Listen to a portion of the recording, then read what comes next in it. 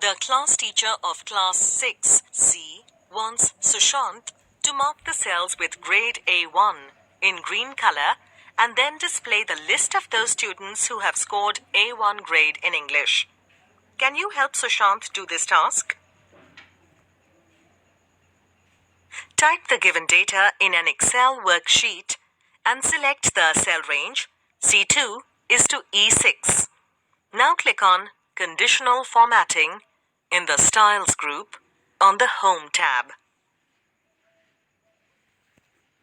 Before we move on, answer this question. Click on the correct option. The Conditional Formatting button is available in the Dash group on the Home tab. Yes, that's correct.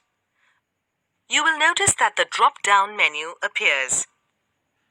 Point to Highlight Cells Rules and click Equal To in the sub-menu. You will see that the Equal To dialog box appears. Type A1 in the box on the left and select Custom Format on the right. You will notice that the Format Cells dialog box appears. Select the font color as red. Now click on the Fill tab and select the Fill color as light green. Click OK for both dialog boxes. The selected cells get highlighted in the worksheet. To filter the formatted rows, select a cell in the range A1 is to E6.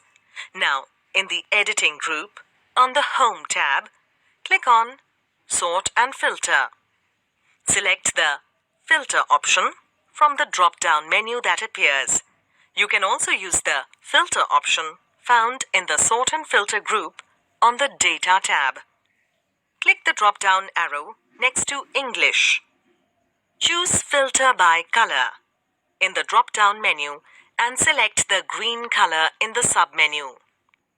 Only the rows with green background in English are displayed, which can be seen here. Before we conclude, can you answer this question? When this icon appears in a column heading, it means that Yes, that's correct.